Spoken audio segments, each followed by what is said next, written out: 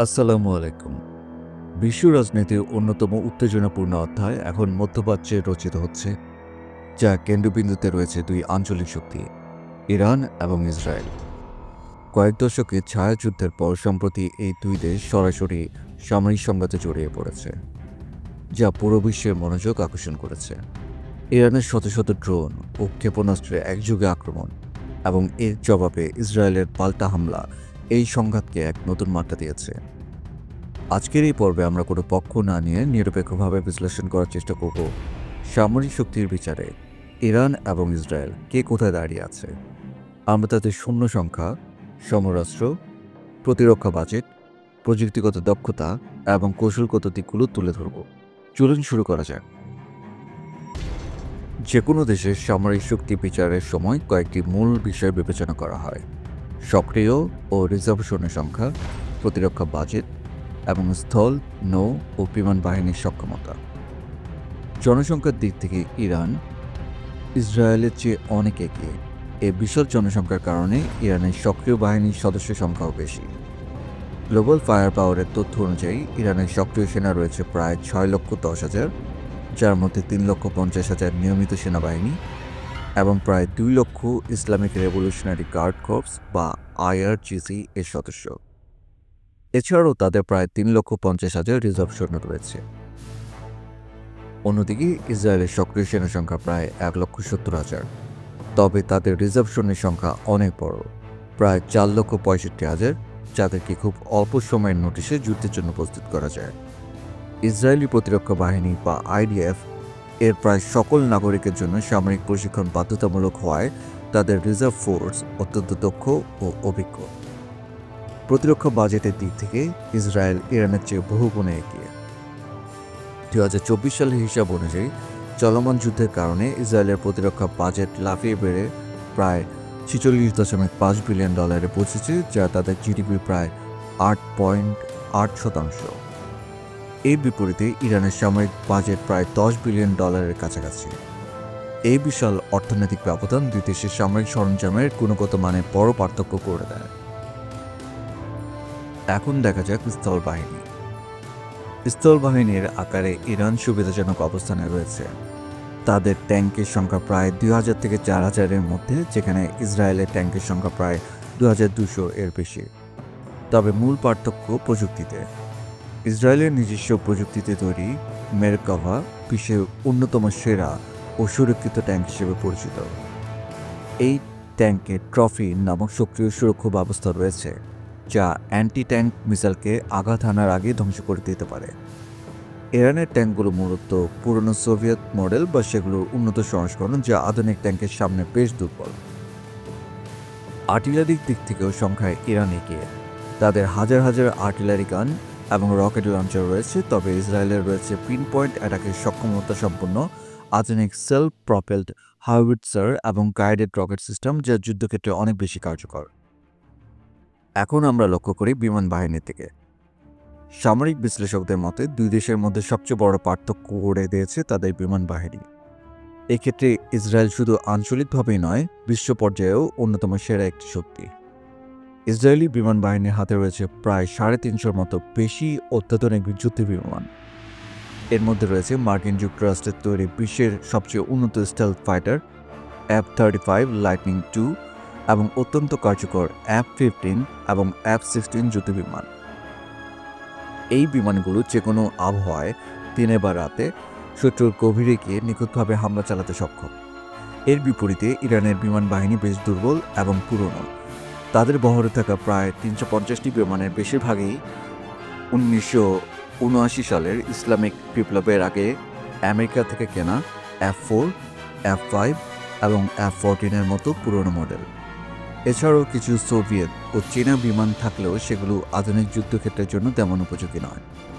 আন্তর্জাতিক নিষেধাজ্ঞার কারণে ইরান নতুন যুদ্ধবিমান কেনা বা পুরনোগুলোর আধুনিকায়নে তেমন সফল হতে পারেনি।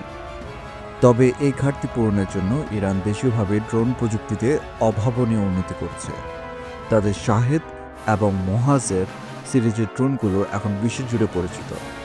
এই কম খরচের ড্রোনগুলো একসাথে ঝাঁকে ঝাঁকে হামলা চালিয়ে শত্রুর এয়ার ডিফেন্স সিস্টেমকে বিভ্রান্ত ও পর্যদস্ত করতে পারে, যা তারা সাম্প্রতিক হামলায় প্রমাণ করতে চেষ্টা করেছে। ভৌগোলিক কারণে নৌবাহিনীর ক্ষেত্রে দুই দেশের কৌশলে ভিন্নতা রয়েছে। ইরানের দীর্ঘ উপকূলরেখা পারস্য উপসাগর এবং ওমান সাগরের মতো কৌশলগতভাবে গুরুত্বপূর্ণ জলপথে বিস্তৃত। তাদের নৌবাহিনী দুটি অংশে বিভক্ত: নিয়মিত নৌবাহিনী এবং আইআরজিসি এর নৌ শাখা। ইরানের নৌবাহিনীর মূল শক্তি হল তাদের ছোট ও দ্রুতগতির বোট, সাবমেরিন, যা পারস্য উপসাগরের সংকীর্ণ জলপথে গেরিলা কৌশলে আক্রমণ চালানোর জন্য বিশেষভাবে উপযোগী। তাদের কাছে বেশ কিছু করভেট এবং ফ্রিগেট থাকলেও বড় যুদ্ধজাহাজের সংখ্যা কম। অন্যদিকে ইসরায়েলের নৌবাহিনীর প্রধান কাজ ভূমধ্যসাগর এবং লোহিত সাগরে তাদের সমুদ্রসীমা রক্ষা করা। আকারে ছোট হলেও তাদের নৌবহর অত্যন্ত অত্যাধুনিক। এর সবচেয়ে বড় শক্তি হল জার্মানির তৈরি ডলফিন ক্লাস সাবমেরিন। ধারণা করা হয় এই সাবমেরিনগুলো পরমাণু অস্ত্র বহনে সক্ষম, যা ইসরায়েলকে সেকেন্ড স্ট্রাইক ক্যাপাবিলিটি বা পাল্টা পারমাণবিক হামলা চালানোর ক্ষমতা দেয়। এছাড়াও তাদের রয়েছে অত্যাধুনিক সায়ার ক্লাস করভেট, যা ক্ষেপণাস্ত্র প্রতিরক্ষা ব্যবস্থায় সজ্জিত। তাহলে আমরা দেখতে পাচ্ছি বিমান বাহিনীতে পিছিয়ে থাকলেও ইরান সেই ঘাটতি পূরণ করেছে তাদের বিশাল এবং বৈচিত্র্যময় ক্ষেপণাস্ত্র কর্মসূচির মাধ্যমে। এটি তাদের সামরিক শক্তির মূল ভিত্তি এবং নিবারণের প্রধান অস্ত্র। ইরানের হাতে রয়েছে মধ্যপ্রাচ্যের সবচেয়ে বড় ব্যালিস্টিক ও ক্রুজ ক্ষেপণাস্ত্রের ভাণ্ডার। শাহাব, ফাতা, সাজিল এবং খোরারামশার মতো বিভিন্ন পাল্লার ক্ষেপণাস্ত্র তাদের অস্ত্রাগারে রয়েছে, যা 3000 কিলোমিটার দূর পর্যন্ত আঘাত আনতে সক্ষম। এর অর্থ হল ইসরায়েলের যে কোনো শহর তাদের আওতার মধ্যে। সম্প্রতি তারা হাইপারসনিক ক্ষেপণাস্ত্র তৈরির দাবি করেছে, যা আটকানো প্রচলিত এয়ার ডিফেন্স সিস্টেমের জন্য প্রায় অসম্ভব। এই বিশাল ক্ষেপণাস্ত্র শক্তির মোকাবেলায় ইসরায়েল গড়ে তুলছে বিশ্বের সবচেয়ে উন্নত এবং বহুস্তর বিশিষ্ট ক্ষেপণাস্ত্র প্রতিরক্ষা ব্যবস্থা। এটি একটি দুর্ভেদ্য দেয়ালের মতো কাজ করে। আয়রন ডোম, এটি স্বল্পপাল্লার রকেট ও আর্টিলারি শেল প্রতিহত করার জন্য তৈরি।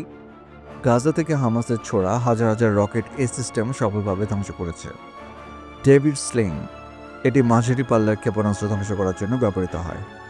অ্যারো 2 এবং অ্যারো 3, এটি ইরানের ব্যালিস্টিক ক্ষেপণাস্ত্রের মতো দীর্ঘ পাল্লার অস্ত্রকে বায়ুমণ্ডলের বাইরে ধ্বংস করে দেওয়ার জন্য ডিজাইন করা হয়েছে।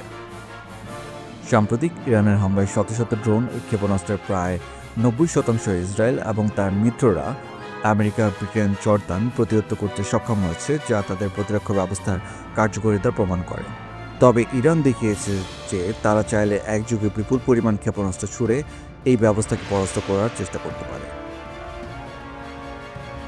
আধুনিক যুদ্ধ শুধু সমরাস্ত্র দিয়ে হয় না। প্রযুক্তি, গোয়েন্দা তথ্য এবং সাইবার সক্ষমতা এখন নির্ণায়ক ভূমিকা পালন করে। প্রযুক্তিগত দিক থেকে ইসরায়েল বিশ্বের অন্যতম শীর্ষস্থানীয় একটি দেশ। তাদের নিজস্ব প্রতিরক্ষা শিল্প অত্যন্ত শক্তিশালী। এলবিট সিস্টেমস এবং ইসরায়েল অ্যারোস্পেস ইন্ডাস্ট্রিজ এর মতো কোম্পানিগুলো বিশ্বের সেরা drone, radar, electronic warfare system এবং গোয়েন্দা সরঞ্জাম তৈরি করে। মহাকাশে তাদের ওফেক সিরিজের গোয়েন্দা স্যাটেলাইট রয়েছে, যা প্রতিপক্ষের উপর সার্বক্ষণিক নজর রাখতে সাহায্য করে। সাইবার যুদ্ধেও ইসরায়েল অত্যন্ত শক্তিশালী। তাদের গোয়েন্দা সংস্থা মোসাদ এবং ইউনিট ৮২,০০০ বিশ্বজুড়ে সাইবার অপারেশন পরিচালনার জন্য পরিচিত। অতীতে তারা ইরানের পারমাণবিক কর্মসূচিতে সাইবার হামলা চালিয়েছে বলে অভিযোগ রয়েছে। অন্যদিকে ইরানও সাইবার সক্ষমতা বাড়াতে ব্যাপক বিনিয়োগ করেছে। তারাও প্রতিপক্ষের অবকাঠামোতে হামলা এবং গোয়েন্দা তথ্য সংগ্রহের জন্য নিয়মিত সাইবার আক্রমণ পরিচালনা করে। এটি দুই দেশের মধ্যে চলমান একটি অদৃশ্য যুদ্ধ। তবে কৌশলগত দিক থেকে ইসরায়েলের সবচেয়ে বড় দুর্বলতা হলো তাদের আয়তন খুবই কম, যা তাদের স্ট্র্যাটেজিক ডেপথ বা কৌশলগত গভীরতা দেয় না। যে কোনো বড় হামলা সরাসরি তাদের মূল ভূখণ্ডে আঘাত আনে। অন্যদিকে ইরানের বিশাল আয়তন তাদের কৌশলগত গভীরতা দিয়েছে। তবে ইরানের দুর্বলতা হলো আন্তর্জাতিক বিচ্ছিন্নতা এবং কঠোর অর্থনৈতিক নিষেধাজ্ঞা। মিত্রদের সমর্থনের ক্ষেত্রে ইসরায়েলের একছত্র সুবিধা ভোগ করে। মার্কিন যুক্তরাষ্ট্র তাদের সবচেয়ে বড় এবং নির্ভরযোগ্য মিত্র। আমেরিকা ইসরায়েলকে প্রতি বছর প্রায় $4 বিলিয়ন সামরিক সহায়তা প্রদান করে এবং তাদের সর্বাধুনিক প্রযুক্তি ও অস্ত্র সরবরাহ করে। এছাড়াও ইউরোপীয় দেশগুলোর সাথেও ইসরায়েলের শক্তিশালী সামরিক ও কূটনৈতিক সম্পর্ক রয়েছে। ইরানের তেমন কোনো আনুষ্ঠানিক সামরিক মিত্র নেই। রাশিয়া ও চীনের সাথে তাদের সম্পর্ক উন্নত হলেও এই দেশগুলো সরাসরি সামরিক সংঘাতে জড়াতে অনাগ্রহী। তবে ইরানের একটি বড় শক্তি হলো মধ্যপ্রাচ্য জুড়ে তাদের সমর্থিত বা ছায়া গোষ্ঠী, যেমন লেবাননের হিজবুল্লাহ, ইয়েমেনের হুথি এবং সিরিয়া ও ইরাকের বিভিন্ন মিলিশিয়া গ্রুপ। এই গোষ্ঠীগুলো ইসরায়েলের জন্য একটি বড় হুমকি এবং তারা প্রয়োজনে বিভিন্ন প্রান্ত থেকে একযোগে হামলা চালাতে পারে। সব আলোচনার ঊর্ধ্বে রয়েছে পারমাণবিক অস্ত্রের বিষয়টি।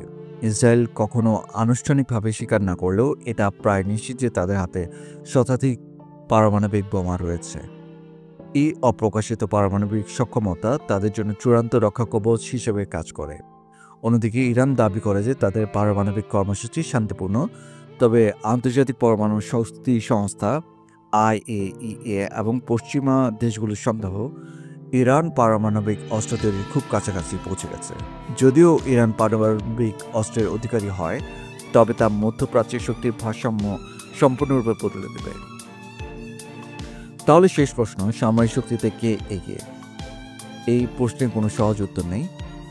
প্রচলিত সামরিক শক্তির বিচারে, বিশেষ করে বিমান বাহিনী এবং প্রযুক্তির গুণগত মানের দিক থেকে ইসরায়েল পরিষ্কারভাবে এগিয়ে রয়েছে। তাদের উন্নত প্রশিক্ষণ, অত্যাধুনিক অস্ত্র এবং মার্কিন যুক্তরাষ্ট্রের সমর্থন তাদের এক অপ্রতিরোধ্য শক্তিতে পরিণত করেছে। অন্যদিকে ইরানের শক্তি হলো তাদের বিশাল সৈন্যবাহিনী, কৌশলগত গভীরতা, শক্তিশালী ক্ষেপণাস্ত্র কর্মসূচি এবং মধ্যপ্রাচ্য জুড়ে তাদের নেটওয়ার্ক। তারা প্রচলিত যুদ্ধে দুর্বল হলেও অপ্রতিসম বা অ্যাসিমেট্রিক যুদ্ধে ইসরায়েলকে বড় ধরনের ক্ষতির মুখে ফেলার ক্ষমতা রাখে। বস্তুত দুই দেশের কেউই অন্যকে পুরোপুরি ধ্বংস করার ক্ষমতা রাখে না। এটি একটি সর্বাত্মক যুদ্ধ, উভয়ের জন্য বিপর্যয়কর হবে এবং পুরো মধ্যপ্রাচ্যকে এক ভয়াবহ পরিস্থিতির দিকে ঠেলে দেবে। তার সামরিক শক্তির প্রদর্শন এবং সীমিত আকারের সংঘাত উভয় দেশের জন্যই ক্ষতিকর।